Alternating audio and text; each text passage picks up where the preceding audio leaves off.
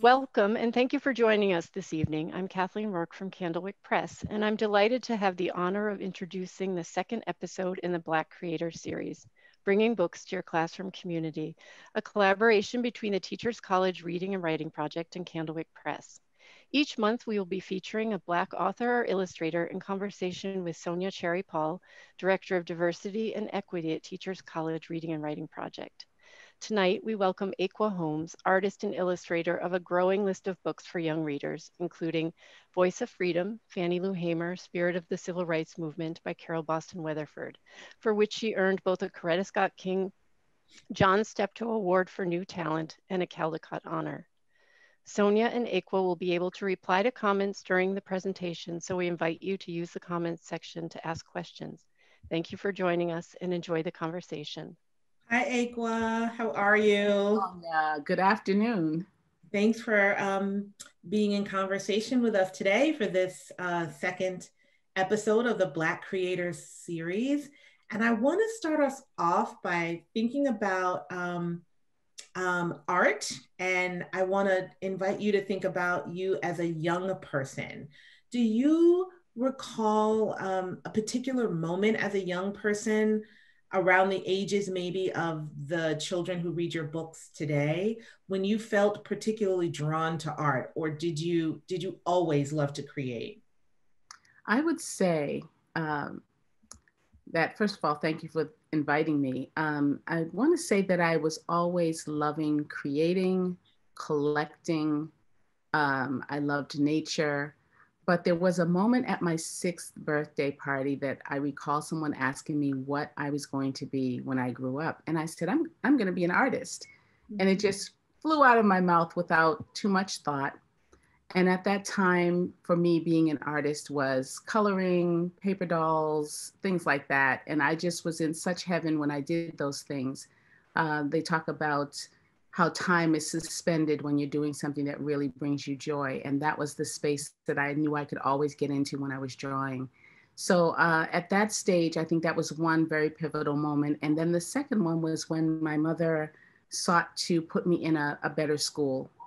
And we visited several independent schools. And at the last one, our last stop of the day was the art studio. And I had been sort of blah, blah about the other schools. And when I saw that art studio, I yanked my mother's arm and I said, Mommy, I want to go here. And I was probably 7 or 8 years old then. So the age of the children that many of these books are for.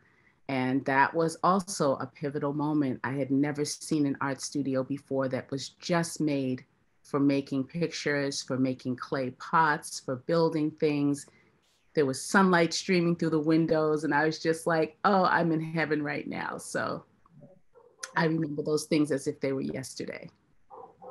That just sounds so, so lovely. And, you know, thinking about those pivotal moments, and particularly the one in school, makes me think about the ways that art education always seems to come under attack. There are these cycles where it comes under attack in our schools, and preserving it has been challenging, particularly in public schools, due to, you know, lack of what policymakers claim is evidence that it proves its educational value. And yet many people like you, Ekua, you know, can recognize the power of the arts, and that it is part of what we might construct as having a well-rounded education.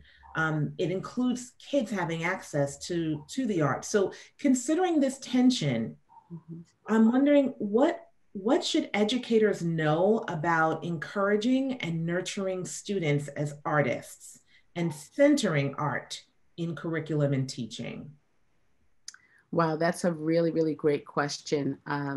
Sonja, I come from an era where we had art, we had recess, we had band and chorus. And so whatever your form of expression was, there seemed to be a place for you could find your way. And it just hurts my heart to think that there may be a young artist who's being restricted and not allowed to express themselves in the way that comes natural to them.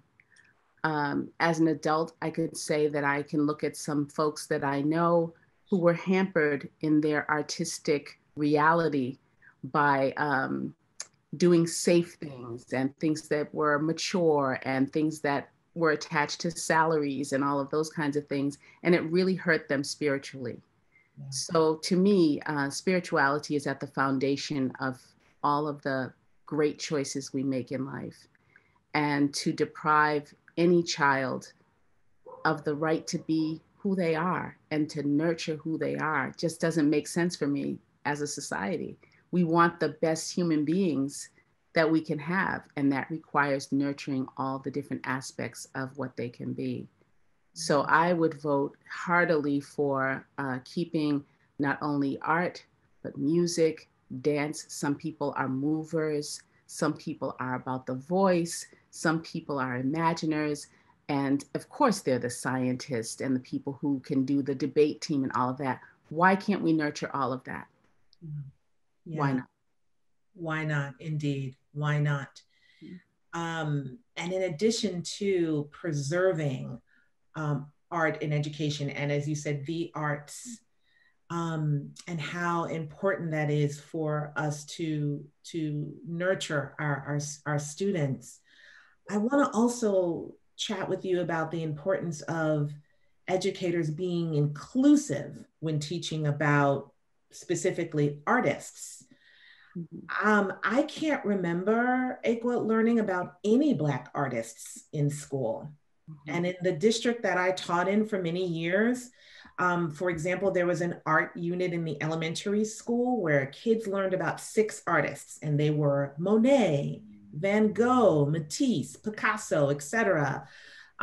They were, I believe, all white male artists. It's possible they threw, O'Keeffe in there. Maybe. Maybe, right? So now looking at that, looking back at that, you can just see how systemic racism was operating even in art curriculum, rendering the brilliance of Black and brown artists invisible.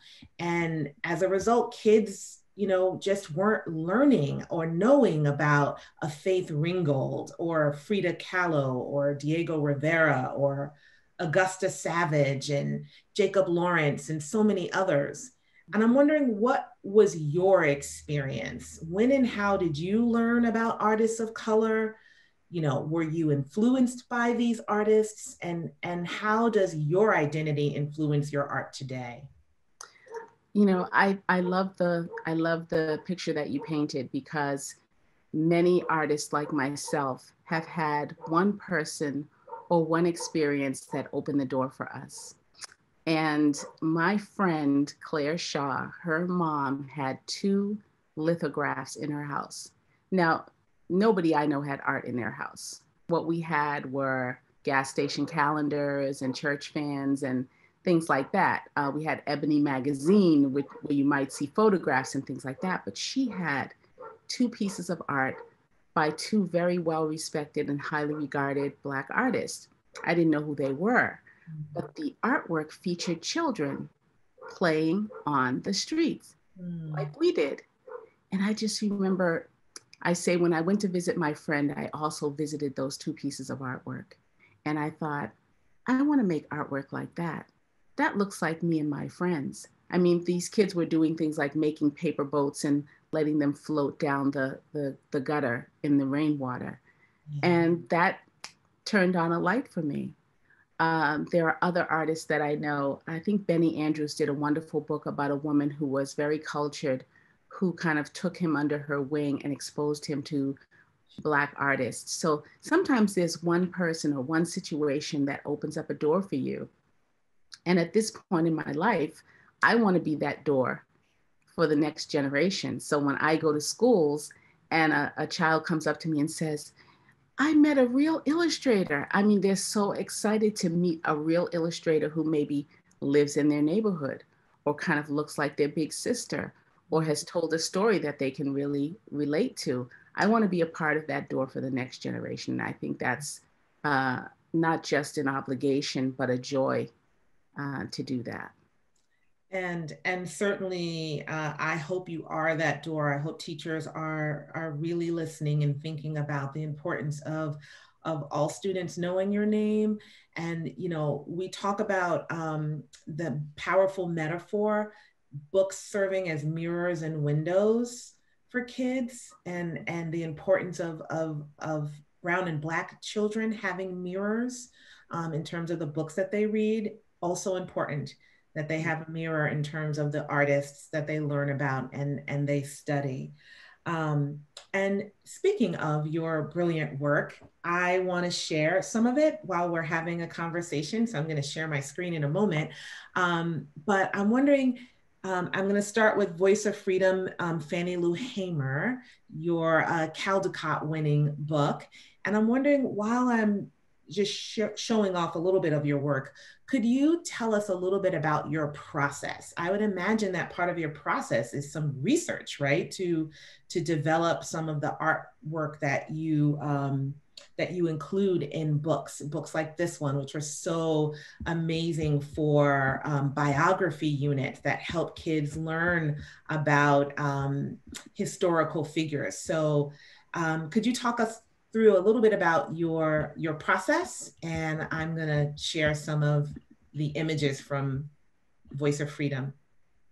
Thank you so much for the question. Research is crucial in my mind. You receive a manuscript that someone like Carol Boston Weatherford has done deep research to put together. But now you as the illustrator, you can't rely just upon how she's distilled that into a manuscript. You've got to go digging yourself, because what your illustrations are doing is complementing the text. It's saying things in imagery that the text does not say. It may infer, it may suggest, but you as an illustrator get to put it there in bright living color. I learned a lot about Fannie Lou Hamer. I listened to her speeches. I read her biographies, and I learned a lot. I think my number one question when I started this story was, how does the final daughter of a sharecropping family of 20 children who only went to the 6th grade, who went to bed hungry at night, who worked in the brutal sun picking cotton from the age of 6, how does she end up being a leader in a movement that changed America? How is that possible? And as I read about her relationships with her family, particularly with her mom, when I read about how even as a child, she could see that the world wasn't fair, she could see that her family worked hard and the white family next door worked hard, but they had a cow and they had milk and they had food, and she and her brothers and sisters didn't. And she began to ask those questions at a very young age. Another thing that I learned about her courage and her no nonsense sort of self-determined attitude is her mom had that. Her mother decided early on that she wasn't going to let anyone beat her children.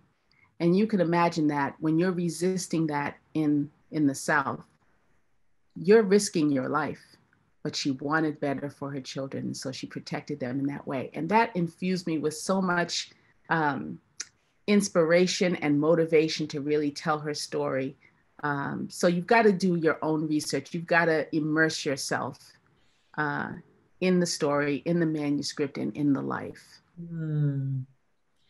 And I'm wondering if you could also share, in addition to the research, what kind of mediums so when you do that research, does it influence what materials you use in order to bring this to life? I think so. I mean, in general, I'm a collage artist, a mixed media artist. So I'm already using bits and pieces and scraps and cuttings of things that maybe have had another life before they came to my desk. It may be a ticket to, Mississippi that I saved from a trip, or a piece of fabric that came off of a homespun dress that my grandmother made. I mean, there's room for everything in collage, and you try to pick things that represent the era, things that represent sort of the grittiness. if you're talking about a cotton field, you want to have that grittiness, you want to have that green, you want to have that root system. So you want your materials to speak just as loudly as everything else in the book does. And I'm a huge collector of everything. People say to me, you must have quite a collection of papers. I say, yes, I do. I have drawers and drawers, and they're somewhat organized, but wow. yeah, that's the way I like to work. I love that. It reminds me of my great aunt. My family's from a small town in Georgia called Cuthbert. And my great aunt had a room in this small house that my grandfather built, and it was called the Everything Room. I have an everything drawer in the kitchen, like most people do, but this was an everything room, and she was a quilter. So there were just fabrics and threads and several machines. And as a kid, you can imagine it was just like a fun place to go because she was a collector.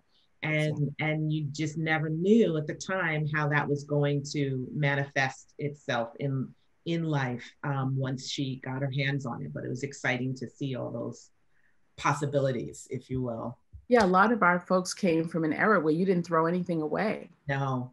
You know, even a scrap, you never know what you might need that for. So yes. come out of a tradition. Yes, for sure. And I want to talk a little bit more about craft and our identity and how that shows up in our work. You have, and I'm going to share my screen again, just this gorgeous, gorgeous book, Out of Wonder, poems that celebrate poets. And I thought this would be a great book for us to just sort of look at and talk about. In this book, or before we even talk about in this book, in teaching, right? So I want educators to listen particularly to how this book works. In teaching, we often invite students to notice the craft and the structure of a mentor text in writing workshop. We ask kids to try it out, to borrow it, and to just sort of make it their own. And in Out of Wonder, Kwame is doing just that. He's inviting poets to do this with other poets' work, to try on another poet's style. And then young poets can do the same thing. So for educators, this is going to be a great book, essential for your classrooms, perfect for your poetry units to support young writers as they craft their own poems. And I'm wondering, Ekua, if you also see this book as an invitation for young artists to try out, to borrow your craft and make it their own. And is there a particular page where maybe we could talk through that and educators can listen in on some tips that you might offer that they can then pass on to their students for how to borrow your craft moves? Sure, we can definitely try that. And I'll also add that after being a part of this book project, I started doing some poetry workshops in classrooms that I visited. And it was so much fun to work on writing with the students. And it kind of reopened my love of poetry that I had sort of forgotten about since college days. So this was a very, very enjoyable book project. And coming off of a book as serious as Voice of Freedom, about one character. In this one, I'm able to travel around the world and, you know, across time periods and things like that. So I do think that this is a great book for any classroom. So I'm choosing this book, this page, because I think every child comes from a neighborhood of one kind or another. Now, I'm from the city of Boston, and I live in a neighborhood called Roxbury. And I enjoyed making this piece. It's about a house doctor that makes house calls in this little New Jersey town. But I thought about, you know, what are the streets in my neighborhood? And are they perpendicular? Are they crossroads? Are they diagonals? And then what about the houses? What are the style of the houses like? And the great thing about collage is that I'm just cutting shapes. I'm using rectangles and triangles, and then sort of weaving in some of those magazine clippings and things like that that we may have talked about earlier. And then in the center here, you can see the gentleman. I'm holding up my book and you're holding up yours. I'm thinking, why isn't my hand pointing to that? Yeah, I'm trying to get. I just thought it might be a fun project for kids to say, okay, like where's your street? Is your street a wide street? Is it a narrow street? Does it have a lot of houses on it, or does it have apartment buildings? And try to make those shapes out of cut and torn papers, which is how I work. And then you'll also see this particular piece is about the time that the doctor spent. So those little numbers are cut from a larger clock. And then we have the American flag, and we have some trees, and we have smoke coming out of the chimney. So we give it little details that make it especially our own. So if you're doing your house or your street, you can make it especially your own by picking the right colors or the type of curtains that might be in your mother's window, things like that.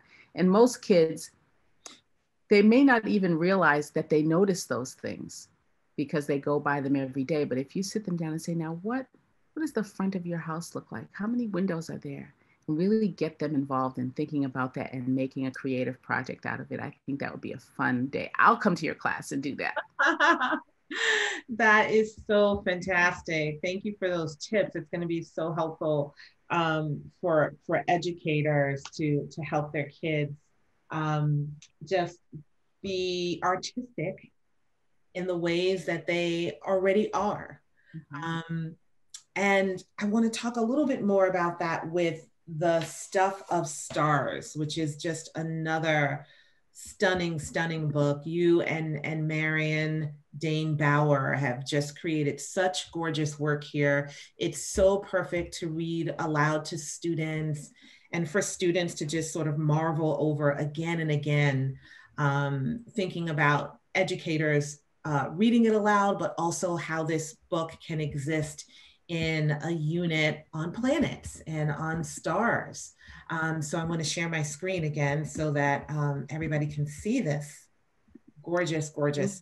I'll just tell you how much I did not think that I could do this book. Wow, that's surprising. Space and science. And I'm like, no, I flunked that subject. I don't know anything about that. And, you know, my work is very grounded. It's very urban. It's, you know, it's the country, it's the city, it's sidewalks and trees and houses. And this was about the universe before it was formed and the distance between planets and the nebula and all this kind of stuff. And I was like, why? I don't know why you would want me to do that. And so I struggled with it, which I think is another thing that we need to be honest with young people about, is that, you know, some of the finished products that they see have not just appeared with no effort, that sometimes there's real struggle involved in an artist trying to say what they're trying to say. And this was one of those projects for me. Wow. It's so interesting to hear you talk about this struggle, because I was going to say, I imagine that so many kids, you know, the art is so ethereal here. It's just bold, vibrant colors. There's such movement. And I would imagine so many kids being inspired to paint after seeing the art in this book. And thinking about what you just said about thinking that you couldn't do this, as a former classroom teacher, I always tried to provide kids with opportunities to paint and to draw. And I know so many teachers do as well.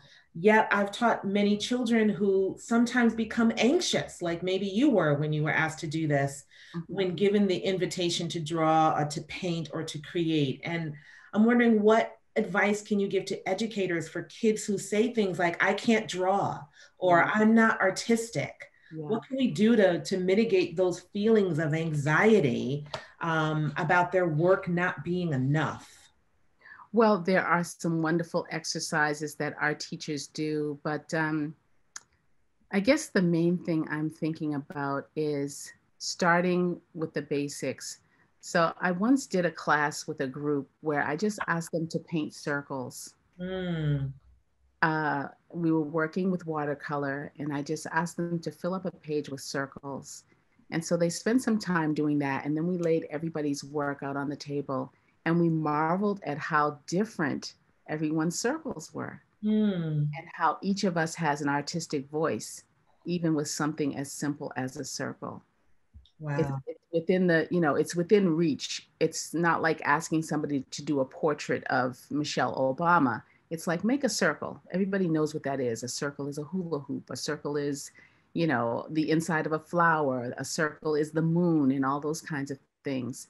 And once they've mastered that circle and seen that there's no right circle, there's no wrong circle, then the next assignment, you build on that and build confidence as you go. That's one of the things that I've tried with not just young people, but with adults who are like, oh, I'm not creative, I can't draw. And I'm like, okay, first of all, we don't draw straight lines. So don't say you can't draw a straight line, because we're not interested in those. But let's try an exercise. You know how when you go to the gym, you do your workout first. You don't try to run the 5K without stretching and all that. Well, the same thing is true in artwork. I do exercises. I cut up shapes that I'm not even going to use just to see what my scissors can do. So there's that sort of warm up that we can do with people to build their confidence. That's beautiful. So, Ekua, what's next for you? What can young readers look forward to getting their hands on? Is there anything you can share about what's coming up? Yeah, I'm very excited about a couple of things. Well, I'll be working on, I'm finishing up a book right now about Khalil Gibran, who was a Lebanese poet. And a lot of people know who he is because he wrote a book called The Prophet. Many people quote at weddings and, all kinds of events because it's such a spiritually grounded book. I'll be working again with Carol Boston Weatherford on a piece about crowns and her interpretation and my interpretation of what that means. And I'm really excited about the Gibran book because I love the poetry of Khalil Gibran, but he was also an artist. So he worked in two art forms, art and poetry, and he lived in Boston. So just hearkening back to your question about research, I was able to go to the Boston Athenaeum, which is a private library, and see a collection of his writings and drawings and really look at the background of his story. How when he was a little boy, people saw he was gifted and they started trying to make things happen for him, writing letters to each other, because that's what you did. There was no, Snapchat and all that. You had to write a letter, then you had to put a stamp on it, and then it had to be, and all of that. And I just find the research part of this endeavor so exciting. And I've learned so much. It's educating me, it's growing me as a human being, it's giving me more compassion. And again, it's helping me dedicate myself to being a door for people that come to me, making a way to help them with whatever they're trying to do creatively, whether it's writing or drawing or running for office. It's just making me a better human being. Yeah. I love that imagery of you being a door, an open door. You certainly are all of those things. And, Ekua, I think there can be this very narrow interpretation about the work of illustrators of picture books, that the work of illustrators is to, somehow simply capture the words of the story with images. But after admiring your work, it's clear that you are telling a story with your art, one that certainly complements the words, but also reveals so much more. And I want to wrap up our time together by asking you this question, which is, what does it mean to you to be a Black creator? As a Black creator, we are imagining our pasts. So for instance, in the Fannie Lou Hamer book, I had to imagine what it was like to be 6 years old and pick cotton from sunup to sundown. It's also projecting our futures. It's imagining what life can be, what life maybe should be. It's giving voice to us. I consider myself a voice for my people. I'm a visionary for my people. I listen to what they're saying. I watch what they're doing, and I try to interpret that into my artwork to reflect back to them, like that mirror that we talk about in children's literature. We are griots. We are muses. We are prophets. We're time travelers, saints, and sometimes ghosts that haunt places in times gone by. So I chills, Ekua. And my Blackness is at the core of my history. I am standing on the shoulders of my parents, who are standing on the shoulders of their parents, who are standing on the shoulders of their parents who picked cotton, who were bowed down but not broken. And all of that rises up through the dirt that is, you know, part of being a human being, through our very being. And now I get to, you know, that saying, I am my ancestors' wildest dream. I feel that so deeply right now with these books that I'm doing. I never imagined this, that there's a 10-year-old girl that's written a book. And these are Black children that don't have to wonder if they can, but just when they can, you know? Yeah. And so I think we have a very important gig. I'm very proud to be one of the people who can call themselves a Black creator. And I learn from people like Carol, people like yourself. We are in a community, and I'm just excited for the future. Wow. I too am excited for the future, one that will for sure be shaped by your work today. Thank you, Ekua. I hope you all enjoyed this insightful, inspiring conversation and will use this new knowledge in Ekua's work to open doors in your classrooms. Please join us in January for the next conversation in the series. Our guest will be Tammy Charles, author of Freedom Soup, and the forthcoming My Day with the Panye. For a full schedule of conversations and links to an accompanying podcast, please visit blackcreatorsseries.candlewick.com and check the Teachers College Reading Writing Project's Facebook page for past episodes.